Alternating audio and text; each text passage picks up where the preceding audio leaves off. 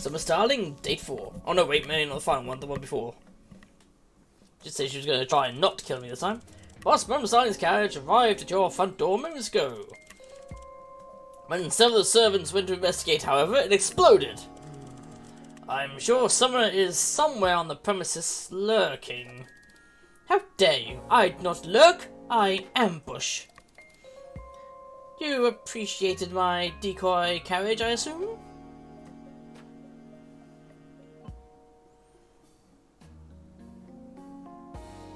I would have liked it better if instead of exploding carriage, it was your clothes exploding off. Your subtlety is unmatched, boss. I have come because, inasmuch as I am capable of trusting anyone, I have come to trust you. No other acquaintance of mine has responded so well to such a persistent series of murder attempts. Most of them just die, like the cowards they are. In any case, you have impressed me to such an extent that I have come to you for help. Don't look so surprised. I'm allowed to be vulnerable. Nobody is just one thing. Anyway, I need your help with an elaborate revenge plot. Hell yeah! All aboard the revenge train! While I am nonplussed at your cutting-edge locomotive metaphor, my faith in your qualifications is unshakable. Surprised and confused. If you're nonplussed, if you thought it meant the opposite, you're not alone. I know what a locomotive is. My rival, the target of my ire, is a name you've heard me choke on with venom in my throat before. Ralph. He goes around wrecking things. Anyway, after many years and many attempts to kill him, I realized death is too good for him. At first I thought you were one of his agents, cleverly disguised as a sexually attractive business executive. But now I know the truth. You are not one of Ralph's goons. You are the implement of his undoing. So, are you in?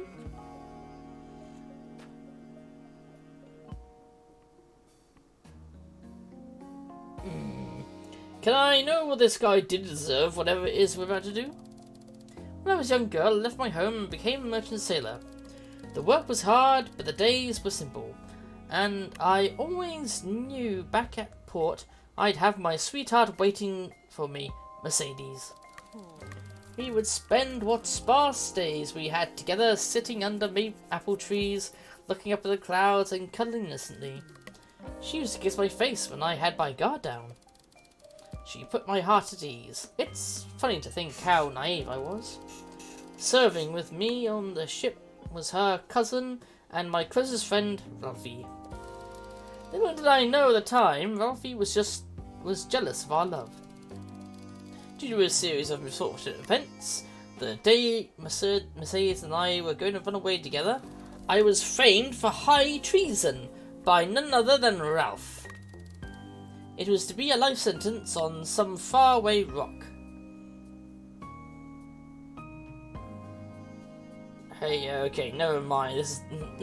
How horrid, go on. I spent years in solitude, dreaming, plotting, for the day I would get my revenge. I'd have gone mad had it not been for a single ray of hope. Revenge! During my imprisonment, I learned of a cache of wealth hidden on the island. The Isle of Croque-Monsieur. After 8 grueling years, I managed to escape the stronghold. It was quite a daring escape, and I found my way to the fortune. I returned to find Mercedes had passed away in my absence. There was no doubt someone needed to pay. I built my mining empire, and I've been using my status and resources to destroy all those who were complicit in my betrayal. The only bastard who still breathes is Ralph. I've worked my way through most of the accomplices, but at some point he must have noticed the dwindling attendance at his polo club. With his guard up, I haven't been able to get close enough to him. He took Mercedes from me. He took 8 years of my life. He took everything. My plan is simple. We must take everything from him, starting with...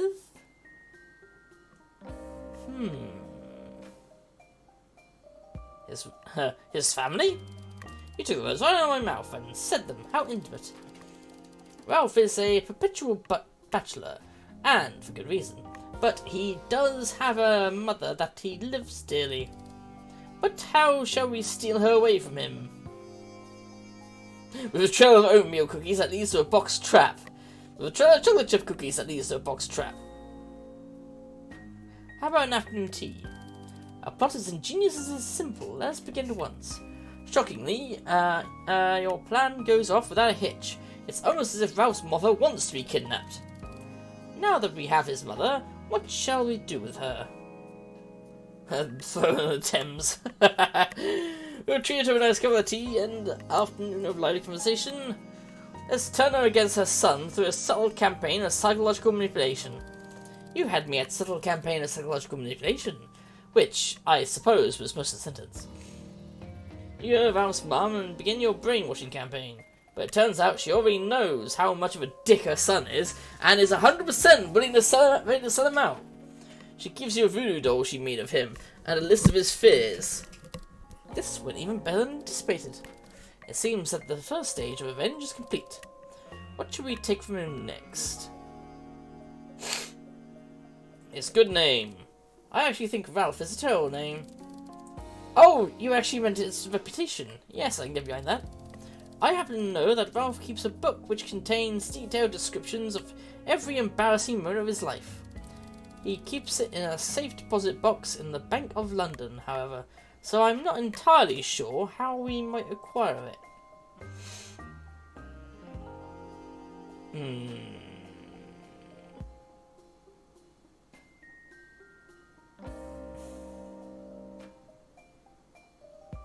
See, let's seduce the bankers.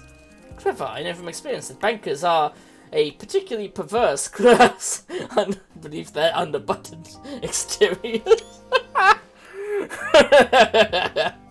And for all the bankers out there, I'm sorry. We'll have to be smart about it, though. A flash of stocking alone isn't going to do the trick. Trust me, I've tried. So, how should we approach this seduction? With an unyielding thrust of bureaucracy. They won't be able to resist it. They'll dress up as government officials with forms signed and stamped in triplicate. You arrived in suits and stacked with paperwork, announced a new government initiation to help curb stress in bank employees. Few of the bankers seem intrigued, or at least eager to participate in adhering to new regulations. Turned into a private meeting and enacted dutiful removal of stress per Form 52B, Section 12A. Once the bankers are spent and snoring, Starling leads you back into the vaults. You soon have the book in your possession. Its contents are indeed extremely embarrassing, like yikes. Now that we've got the book, let's publish it in Lewd Lads magazine. Lewd Lads magazine? The #1 magazine for and about lads who are lewd? I guess you're a subscriber, brother. I can think of no better place to expose Ralph's shame. I'll get started on that right away. I actually know the lead editor. And by know, I of course mean am currently blackmailing, so this should be a breeze. It seems that the second stage of our revenge is complete. Well, there's only one thing left to take from him. His wealth. Spoken like a true bajillionaire. Very well, then. It is one of the great injustices of the world that worms like Ralph are allowed to be wealthy. But how on earth shall we right this wrong? I'll pose as a money launderer and offer to clean all his money for him. 2 words, giant magnet. What? No, we have his gambling debts called in. How about I pose as a money launderer and say clean all his money? Ralph's money is rather dirty.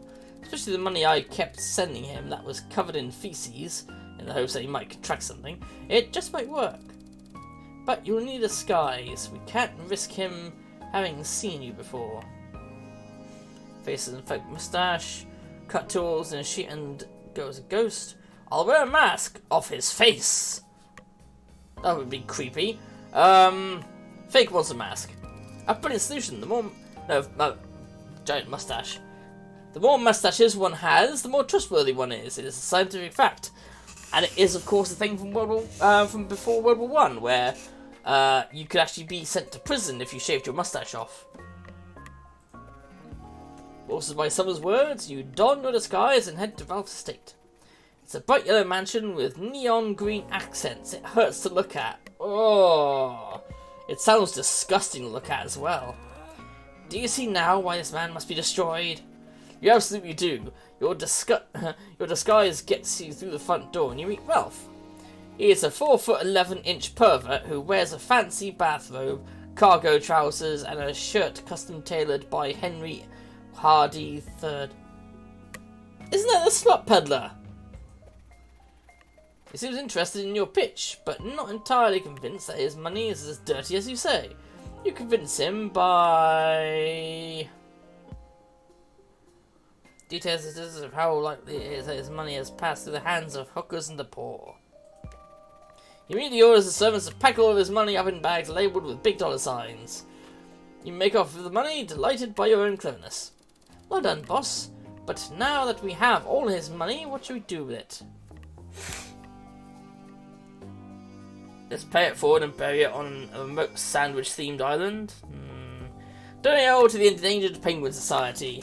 Let's donate it back to him, and then, once he feels like everything is going okay, steal it back again. Ooh. that turned her on. I've never been so attracted to someone as I am to you right now. It seems that the final stage of our revenge is complete. Seems we've taken everything from the bastard. Well, not quite everything. Him with gloves at the corner of the room. I don't know about you, but revenge always leaves me devoid of remorse and extremely sexually satisfied. Maybe we could... Just then, a nude figure hops into the light. It's Ralph, gagged and tied to a chair. He manages to spit the gag out of his mouth. Summer, you wretch! Why are you doing this to me? Ralphie, you know why. Because of you, Mercedes is dead. Mercedes was a dog. They only live like 10 to 12 years. I'm sorry, what? You framed me! You tried to steal my brother's dog! I just told our families what you were planning. Just to clarify, this is about a dog. I was just a naive girl. You stole 8 years of my life. Don't blame me. Your family sent you to that finishing school. And a lot of good that did. You're as disagreeable as ever.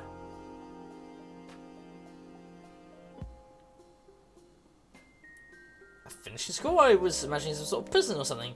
You there! You have to help me! She's taken this too far! You can make this right! You need to let me go! There's one of those eyes and she chokes out her words. Because of you, I didn't get to tell Mercedes she was a good girl before she passed away.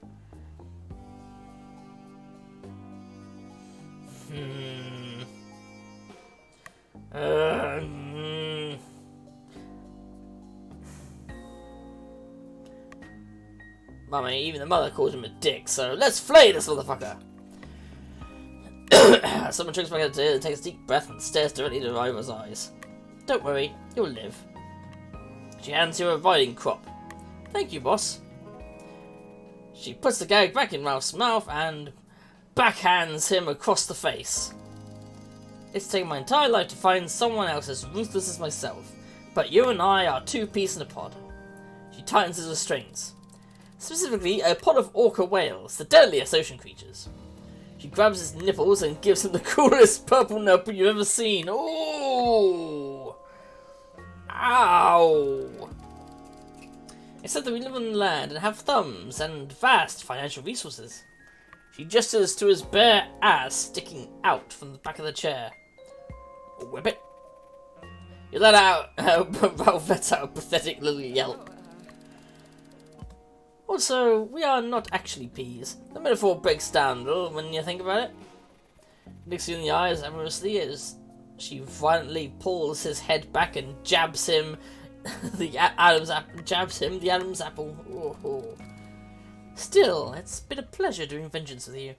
Spend the rest of the romantic evening beating the crap out of Ralph. That's quite a romantic evening. Ooh, a sexy elf costume.